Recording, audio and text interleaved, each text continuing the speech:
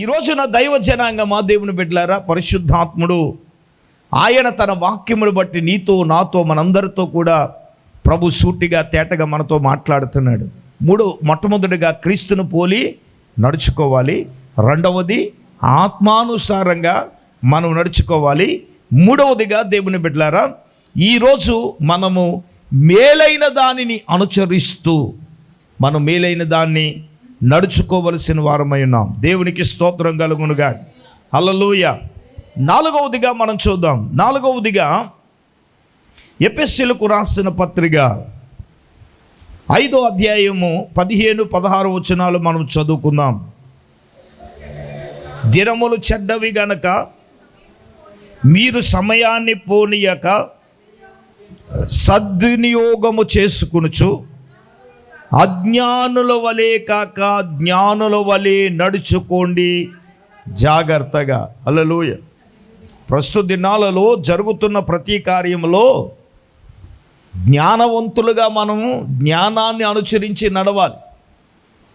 నేను అంటాను, ఇక్కడే అన్నాడు, సమయాన్ని సద్వినియోగం చేసుకున్నవాడు జ్ఞాని, సమయాన్ని దుర్వినియోగం చేసుకున్నవాడు ఎవరు అని నేను అనలేదు. దేవునికి స్తోత్రం. చెప్పండి గట్టిగా హల్లెలూయా. అలాగంటే అయ్యగారు మమ్మల్ని అజ్ఞాని అన్నాడు. మరి నీకే బుద్ధి ఉండాలి. సమయాన్ని సద్వినియోగం చేసుకున్నావు, దాన్ని దుర్వినియోగం చేసుకున్నావు, అది నీకే ఎరుక. అక్కడ అంటాడు సమయాన్ని సద్వినియోగం చేసుకున్నవాడు జ్ఞాని. అవును, మరి ఇప్పుడు ఇస్సాకుకు మందదృష్టి వచ్చినప్పుడు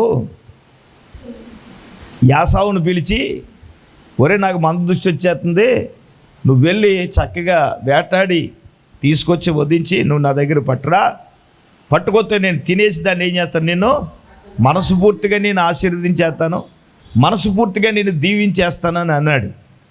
ఎవరో ఇస్సాకు గారు. ఎవరితోటి? యాసావుతోటి. ఈ మాటలు ఎవరన్నారు? రెబెక్కమ్మ గారు ఏంది. వెంటనే చిన్న కొడుకు అంటే ప్రేమ, ఏయ్ ఎలా రా అన్నాడు. వచ్చిన తర్వాత నువ్వు వెళ్ళి మందలోకి వెళ్ళి ఇప్పుడు ఈడంటాడు, నువ్వు చెప్తేనే వెళ్తాను అన్నాడు ఈడు. దేవునికి స్తోత్రం. చిన్నోళ్ళు ఇప్పుడు అలాగే మాట్లాడతారు. హల్లెలూయా.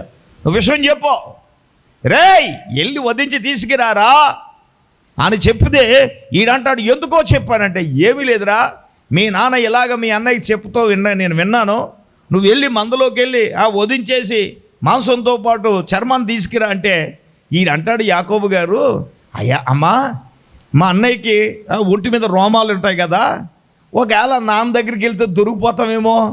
ఏయ్ ఆ డౌట్ని కంచుకెళ్ళి ముందు నువ్వు వెళ్ళి నేను చెప్పింది నువ్వు చేసి తీసుకురా. కొంతమందికి పని చెప్తే చెప్పకముందే డౌట్లు ఎక్కువ. అవునా కాదు చెప్పు, నువ్వు ఎందుకో చెప్తే నేను చేస్తాను, చెప్పకపోతే నేను చేయనంటే. ఇప్పుడు ఇంతకీ నేను చెప్తున్నాను, వీడు వెళ్ళాడు, మందలోకి వెళ్ళాడు, చక్కగా వధించాడు, చక్కగా తీసుకొచ్చారు, ఆమె చక్కగా సిద్ధపరిచింది. ఇస్సాకు దగ్గరకు వచ్చాడు, తన స్వరం ఏమో యాకోబులాగుంది, తడువు చూస్తే ఏసావులాగుంది. మొత్తం మీద తిని ఏం చేశాడు? ఆశీర్వాదాలు పొందేశాడు. దేవునికి స్తోత్రం. ఇప్పుడు పాపం ఈ అమాయకుడు వెళ్ళాడు, మొత్తం మీద వేటాడి తన స్వహస్తాలతో వేటాడి తీసుకొచ్చాడు. కానీ సమయం మించిపోయింది. రైట్ టైంలో తీసుకొచ్చాడు, ఆశీర్వాదాలు కొట్టేశాడు. ఆమేన్. ఈడు ఆలస్యం చేసి దీవెనలకు పొద్దులకి ఏమొచ్చినాయి అడిగే. సమయాన్ని దుర్వినియోగం చేసుకునే వాడికి అందుకే శాపాల ఏసు రక్తం చేయి. గుడికి వెళ్తున్నాను, నా పేదనట్లేదు, నా బతికింతే, నా వ్యవహారం ఇంతే, ఇవి ఇంతే, అయ్యి ఇంతే అంటే నేను అంటాను, సమయాన్ని సద్వినియోగం చేసుకున్నవాడు జ్ఞాని, సమయాన్ని దుర్వినియోగం చేసుకున్నవాడిని మీరు అన్నారు అజ్ఞానులని. నేను అంటాను, పౌలు గారు అన్నాడు, మీరు అజ్ఞానుల వలె కాక జ్ఞానుల వలె నడుచుకోండి అన్నారు. ఈ జ్ఞానము మనం దేని మీద చూపించాలి అంటే ఆత్మ సంబంధమైన వాటి మీద మనం ధ్యానాన్ని చూపించాలి, జ్ఞానంగా నడుచుకోవాలి. లోకములో నడుస్తున్నటువంటి మనుషులు జ్ఞానం లేని వారు నడిచినట్లు మనం నడవకూడదు కదా, వాళ్ళు మాట్లాడినట్లు మనం మాట్లాడకూడదు కదా, వాళ్ళు చేసినట్లు మనం చేయకూడదు కదా, వాళ్ళు తిరిగినట్లు మనం తిరగకూడదు కదా. కారణం ఏంటి? వాళ్ళు ఎవరు? జ్ఞానుల అజ్ఞానుల? మరి అజ్ఞాని అంటే ఆడికి కోపం వస్తుంది కదా. మరి సిగరెట్ ప్యాకెట్ మీద రాయబడి ఉంది ఏమని? పొగ తాగుట ఆరోగ్యానికి హానికరమని తెలుగులో ఉండదు కానీ ఇంగ్లీష్లో ఉంటుంది. ఏమనమ్మా ఇంగ్లీష్లో? No smoking injurious to health. అంటే నువ్వు పొగ తాగుట ఆరోగ్యానికి హానికరము. మరి ఇది జ్ఞానాన్ని అనాలి, అజ్ఞానాన్ని అనాలి. అలాగే మద్య బాటిల్ మీద కూడా ఉంటుంది. మద్య బాటిల్ మీద కూడా అది ఉంటుందని నాకు తెలియదు సుమా. మా పెనుగొండలో మా పొలం దగ్గర ఒక రాజుగారు ఉన్నారు. ఆయన బ్రాందీ షాప్ అయింది. మా తోళ్ళు గారు మేము ఆయన ఇంటికి వెళ్ళాం. రాజుగారు లేరంటే బ్రాందీ షాప్లో ఉన్నారన్నారు. వెళ్దామంటే నేను ఎక్కడ కొను, ఏదో షాపు అనుకున్నాను. తీరా బ్రాందీ షాపు. మా తోళ్ళుడితో అన్నాను, ఏయ్ నేను మాత్రం లోపల రా, నువ్వు వెళ్ళాను. ఏ అంటే ఇదిగో తాతారావు గారు అల్లు కూడా వీళ్ళ పెద్ద తాగుబోతులు, ఆయనే పెద్ద తాగుబోతు, వీళ్ళు కూడా తాగుపోతాడండి. ఎందుకు రాబాబండి ఎవడనుకుంటాడండి రండి అని తీసుకెళ్తే అక్కడ పెద్ద సీసా బాటిల్ మీద ఏముందో తెలుగు అక్షరాల్లోనే ఉంది. అక్కడ మద్యము సేవించుట ఆరోగ్యానికి. అప్పుడు వరకు మద్యం బాటిల్ మీద ఉంటుందన్న సంగతి నాకు తెలియదు. ఓహో ఇది తాగటం ఆరోగ్యానికి. నేనేమంటానంటే ఒరే నాన్న అది నీకు ఆరోగ్యానికి హానికరమని రాసిన సభ్య సమాజంలో నువ్వు జ్ఞానిని అనాలా అజ్ఞానిని అనాలా? ఇక్కడ నేను విమర్శిస్తున్నానని కాదు, కానీ నువ్వు జ్ఞానివైతే దాని జోలికి వెళ్ళకూడదు. అజ్ఞానివైతే తాగు, నీ ఆరోగ్యం నీ ఇష్టం. అయితే నా ప్రభువు కోరుకునేది ఏంటంటే, ఒరే బాబు నువ్వు అజ్ఞానిగా ప్రవర్తించి అజ్ఞానిగా జీవించి నీ ఆరోగ్యాన్ని నువ్వు పాడు చేసుకోవద్దు, నీ జీవితాన్ని నువ్వు పాడు చేసుకోవద్దు. నువ్వు జ్ఞానిగా బ్రతుకు. దేవుడు సృష్టిలో కలగజేసిందో తెలిసి దేవుడు ఎంతకాలం బ్రతకాలో ఆయుష్ ఇస్తాడండి. దేవుడిచ్చిన ఆయుష్ కాలానికి ముందుగా నువ్వు ఎందుకు చనిపోవాలి? అజ్ఞానిగా బ్రతికి దేవుడిచ్చిన ఆయుష్ కాలానికి ముందుగా ఎందుకు నువ్వు ఆరోగ్యాన్ని పాడు చేసుకోవాలి? అజ్ఞానిగా ప్రవర్తించి అజ్ఞానిగా నువ్వు జీవించి. హలో, జ్ఞాన లక్షణం ఏంటో తెలుసా? జ్ఞానంగా నడుచుకోవటం. ఏది చేస్తూ మంచి నీకు తెలుసు, ఏది చెయ్యకూడదు అని తెలుసు. కొంతమంది తెలిసి కూడా చేసేవాళ్ళు చాలామంది ఉన్నారు. హల్లెలూయ. వీళ్ళను మనుషులు బాగు చేయలేదు, దేవుడు బాగు చేయలేడు. మీరు అనేది వాళ్ళ కర్మకాలు వదిలేయాలంటే వదిలేయాలి. మరి ఏం చేయాలి మనం? ఇప్పుడు దేవుడు పద్దాకా చెప్తాడా? లేకపోతే దేవుడే చేతి కిందకు వచ్చేసి ఈయన చేయి పట్టుకుని నడిపిస్తాడా అంటే, హలో, ఆయన ఈ లోకములోనికి వచ్చి, ఇందాక చెప్పాను, మనందరి కొరకు బాధపడి మనం ఆయన అడుగు జాడల్లో నడవాలని ఆయన మాది నుంచి వెళ్ళిపోయాడంతే. దేవునికి స్తోత్రం. ఆయన మళ్ళీ రావటం అంటే జరిగిందంటే రెండో రాకడలో వచ్చి మనం తీసుకెళ్ళడానికే. ఈ లోపల నువ్వేం చేయాలా? నీ జీవితాన్ని నీ బ్రతుకును నువ్వేం చేయాలి? జ్ఞానంగా నడుచుకోవాలంటాను. ప్రభు కోరుకున్నాడు, రే బాబు నువ్వు అజ్ఞానిగా బ్రతకటం కాదు, జ్ఞానముతో నువ్వు బ్రతకాలి, జ్ఞానిగా నువ్వు జీవించాలని నా ప్రభు కోరుకుంటున్నాడు, నా ప్రభు ఆశపడుతున్నాడు. ఆమేన్. ఇప్పుడు ఎన్ని విషయాలైనవి? 4 విషయాలైనవి. ఇంకొక 3 విషయాలు ఉన్నాయి. ఆ 3 విషయాలు మనం చదువుకుందాం. కొరింథీయులకు రాసిన పత్రిక 5వ అధ్యాయం దయచేసి 6వ వాక్యాన్ని చదువుదాం ఒకసారి. వెలుచూపు వలన కాక విశ్వాసము వలననే మనము నడుచుకోవాలి. ఆమేన్. మనకి విశ్వాసమును బట్టి నడుచుకోవటం అనగానే మనకు ఒక వ్యక్తి కనబడతాడు బైబిల్లో. ఆయనే అబ్రహాం. ఎవరండి? అబ్రహాం. చూడండి, రోమీయులకు రాసిన పత్రిక 4వ అధ్యాయంలో పౌలు గారు అబ్రహామును గురించి మాట్లాడుతూ అంటాడు. ఒకసారి మనము 11వ వచనము నుంచి చదువుదాం. రోమీయులకు రాసిన పత్రిక 4వ అధ్యాయం 11-12. మరియు సున్నత లేని వారైనను నమ్మిన వారికందరికీ అతడు తండ్రి అగుట వలన వారికి నీతి ఆరోపించడకై అతడు సున్నతి పొందక మునుపు తనకు కలిగిన విశ్వాసం వలనైన నీతికి ముద్రగా సున్నతిని గుర్తు పొందెను. 12వ వచనం. మరియు సున్నతి గల వారందరికీ తండ్రి అగుటకు అనగా సున్నతి మాత్రమే పొందినవారు గాక మన తండ్రి అయిన అబ్రహాము సున్నతి పొందక మునుపు అతనికి కలిగిన యొక్క విశ్వాసము యొక్క అడుగు జాడలను బట్టి నడుచుకొనిన వారికి తండ్రి అగుటకు అతడు గుర్తి పొందెను. దేవునికి స్తోత్రం చెప్పండి, గట్టిగా చెప్పండి. ఇక్కడ ఏమంటున్నాడు అంటే, అతనుకు కలిగిన విశ్వాసము యొక్క అడుగు జాడలను బట్టి నడుచుకొనిన వారికి. ఇక్కడ విశ్వాస సంబంధులుగా విశ్వాసములో విశ్వాసులు నడవాలి. దేంట్లోనండి? విశ్వాసములో విశ్వాసి విశ్వాసంతో ఏం చేయాలా? నడవాలి. దానికి అబ్రహామే నిదర్శనం. ఆయన విశ్వాసములోనే విశ్వాసం కలిగి ఎట్లా నడుస్తున్నాడా అంటే, అక్షరార్థంగా ఆమె శరీరం మృతతుల్యమైంది, స్త్రీ ధర్మం ఏమైంది? నిలిచిపోయింది. ప్రకృతి రీత్యా చూస్తే ఆమెకు పిల్లలు పుట్టడం అనేది అసాధ్యం. దేవుడేమో సంతానాన్ని ఇస్తానన్నాడు సార్. ఈయన ముసలోడైపోయాడు, ఆమె ముసలిదైపోయింది, గర్భం మృతతుల్యం అయిపోయింది, స్త్రీ ధర్మం నిలిచిపోయింది, బలము ఉడుకుపోయింది. పిల్లలు ఎలా పుడతారు? అక్షరార్థంగా చూస్తే ఈమెకు పిల్లలు పుట్టడం అనేది అసాధ్యం. మరి దేవుడేమో ఇస్తాను అన్నప్పుడు, ఇప్పుడు అబ్రహామును గురించి మనము చూసినప్పుడు అతను విశ్వాసము యొక్క అడుగు జాడలలో సంఘము నడవాలి, ఇశ్రాయేలీలు నడవాలి. ఆత్మ సంబంధమైన ఆయన బిడ్డలమైన మనము కూడా విశ్వాసములో నడవవలసిన వారమై ఉన్నాం. దేవునికి స్తోత్రం చెప్పండి. అందుకే ఆయన కొరింథీ సంఘముతో అన్నాడు, విశ్వాసము వలననే మనము నడుచుకొనుచున్నాం. ఆమేన్. నిజమే, నా బండి విశ్వాసము ద్వారానే నడుస్తూ ఉంది. విశ్వాసము ద్వారానే మనము నడవాలి. విశ్వాసము అనేది కలిగి ఉంటే అసాధ్యాలను సుసాధ్యాలను చేసేస్తుంది. నా దేవుడు చెయ్యగలడనే విశ్వాసము నువ్వు కలిగి ఉన్నప్పుడు, ఆ విశ్వాసములో నువ్వు స్ట్రాంగ్గా రాక్ సాలిడ్గా నిలబడినప్పుడు, ఇదిగో నేను విశ్వసించాను, నా దేవుడు ఏదైనా చేయగలంటే, నీ గృహం విషయంలో దేవుడు చేయగలడు, అప్పుల విషయంలో దేవుడు చేయగలడు.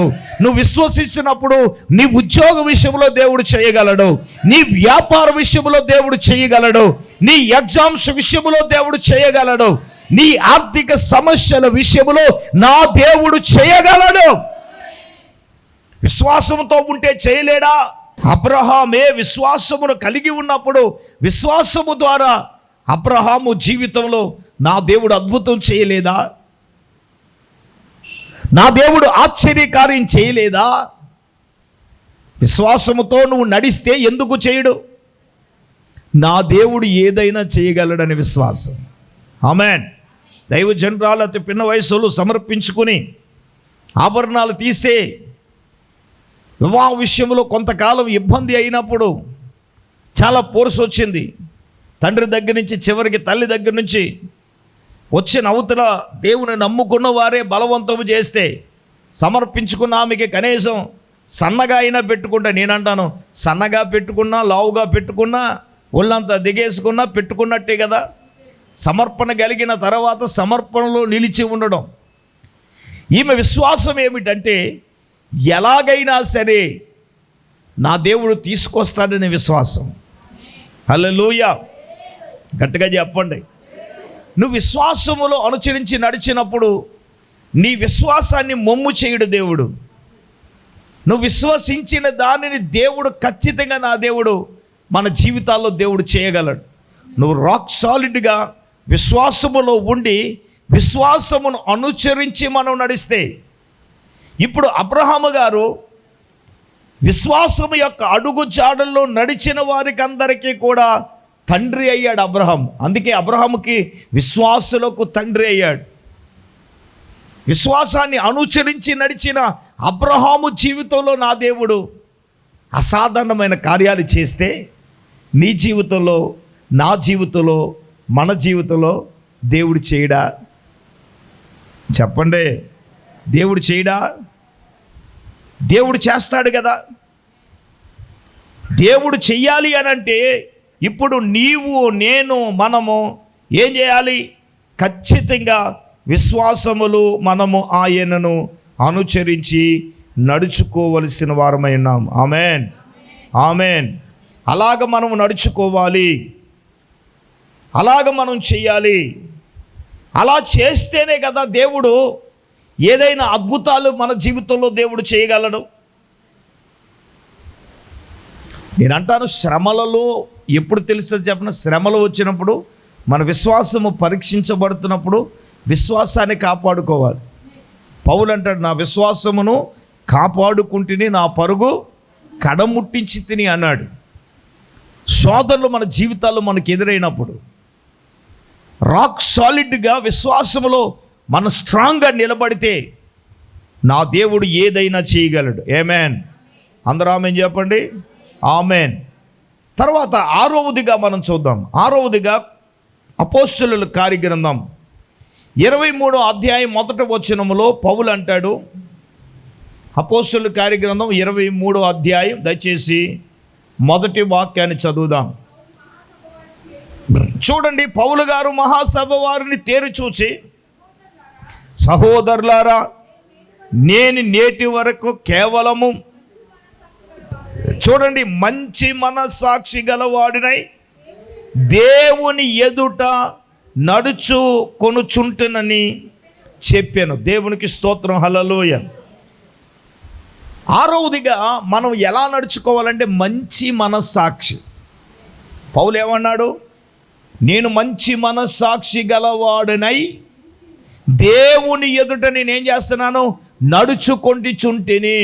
ఆమేన్ చెప్పండి, ఆమేన్ చెప్పండి. Praise the Lord. గట్టిగా చేతులెత్తి స్తోత్రం చెప్పాలి. ఏముంటుంది? మంచి మనస్సాక్షి. ప్రతి ఒక్కరికి మనస్సాక్షి ఉంటుంది నాన్న, ఉంటుంది ఖచ్చితంగా. మనం ఏం చేస్తున్నామో, ఎక్కడికి వెళ్తున్నామో, అది మంచిదైతే మంచిదని చెప్తుంది మనస్సాక్షి.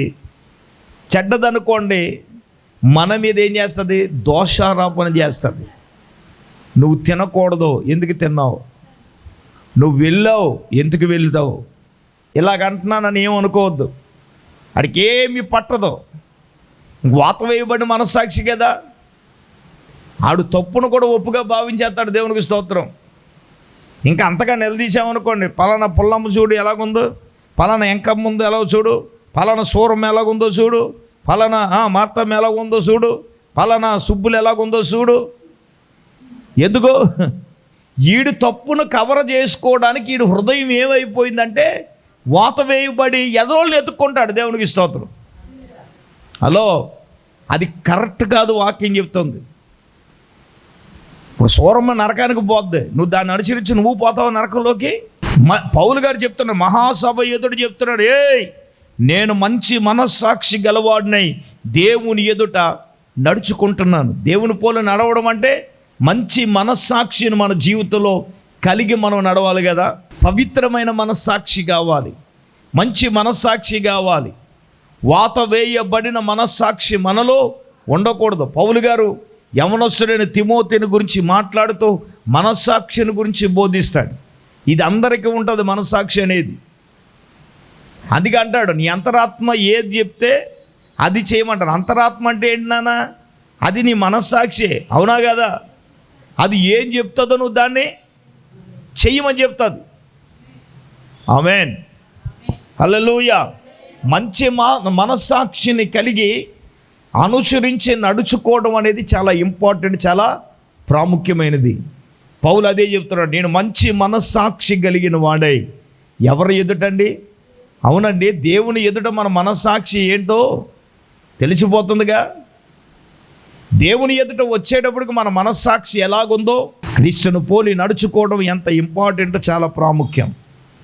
కాబట్టి దైవ జనాంగమా, దేవుని బిడ్డలారా, పరిశుద్ధాత్మ దేవుడు నీతో, నాతో, మనందరితో కూడా చాలా స్పష్టంగా, సూటిగా ప్రభు మనతో మాట్లాడుతున్నాడు. ఆమేన్, ఆమేన్.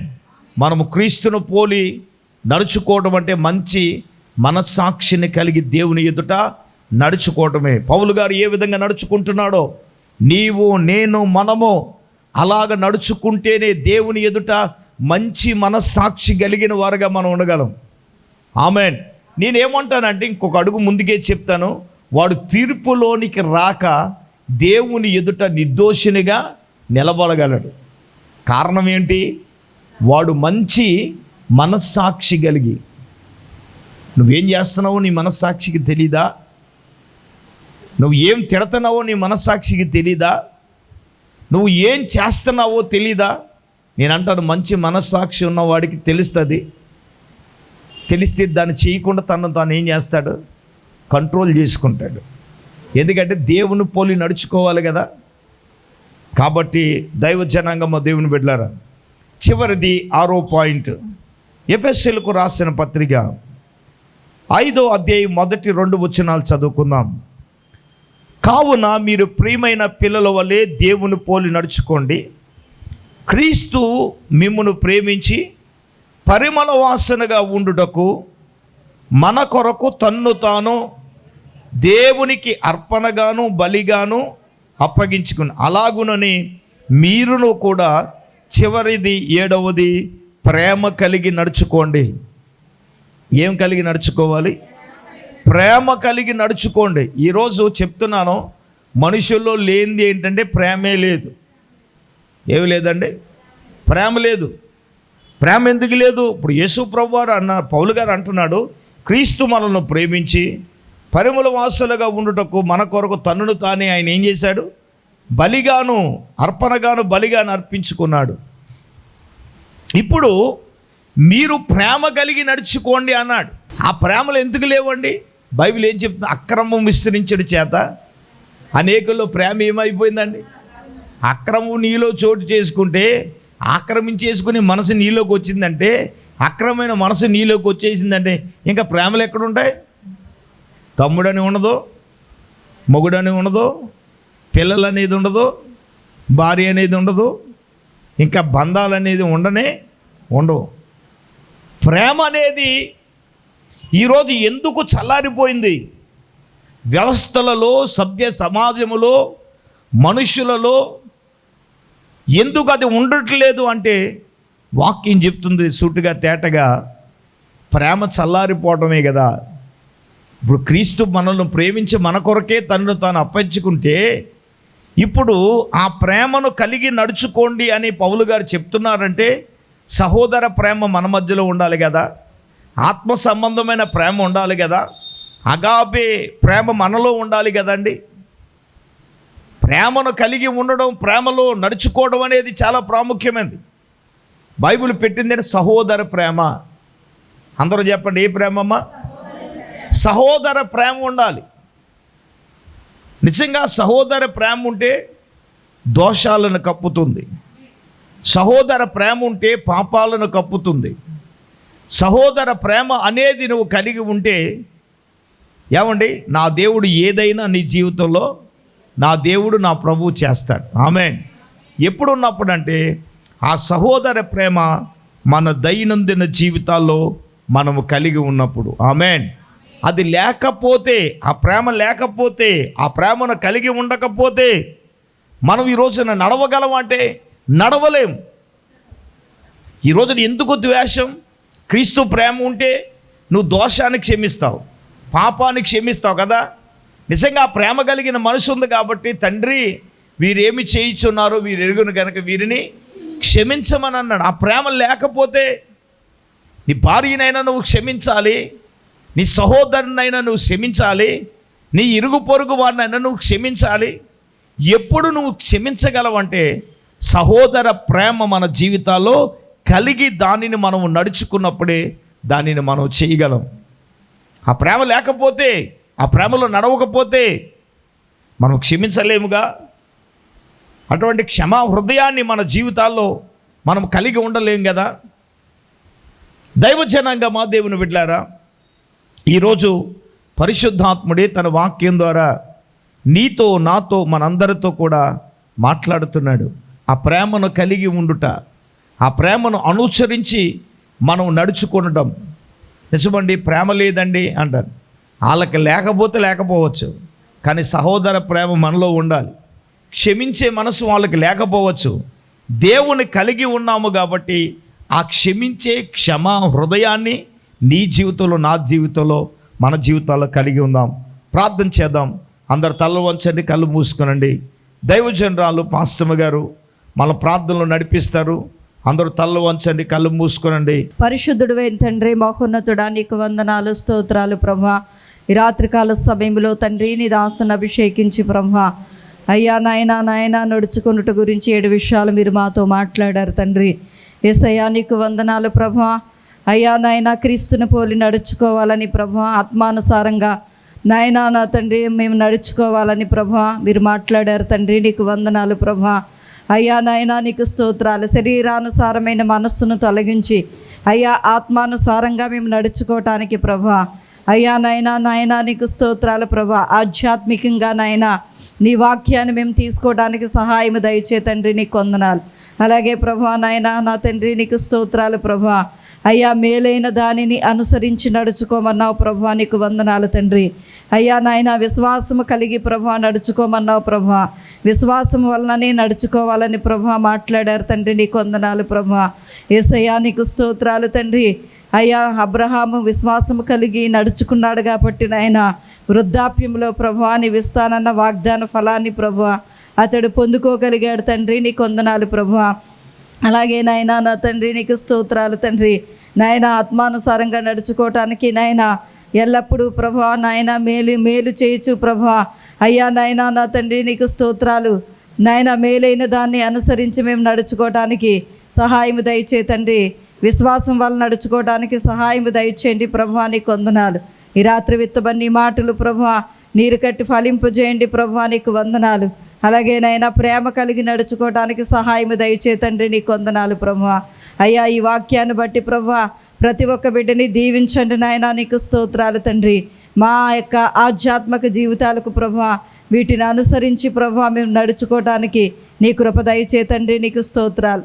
కుడి వచ్చిన ప్రతి ఒక్క బిడ్డని పేరు పేరున దయతో జ్ఞాపకం చేసుకుని ఈ వాక్యాన్ని వింటున్న బిడ్డలందరినీ జ్ఞాపకం చేసుకుని మీరే బలపరచి మహిమ పొందమని యేసయ్య పరిశుద్ధ నామములో ప్రార్థన చేసి అడిగి వేడుకొంచున్నా మా పరమ తండ్రి, ఆమేన్. ఇప్పుడు మన పరమ తండ్రి అయిన దేవుని ప్రేమ, మన ప్రభువును రక్షకుడైన యేసుక్రీస్తు ప్రభుల వారి యొక్క దివ్యమైన కృప, పరిశుద్ధాత్మ దేవుని యొక్క అన్యోన్య సహవాసము, ప్రభు బిడ్లారా ఇక్కడ కూడినరకు వాక్యముని బిడ్డలకు ఇప్పుడు ఎల్లప్పుడు ప్రవచపంతలప్పుడు సదాకాలము తోడైనుగాక.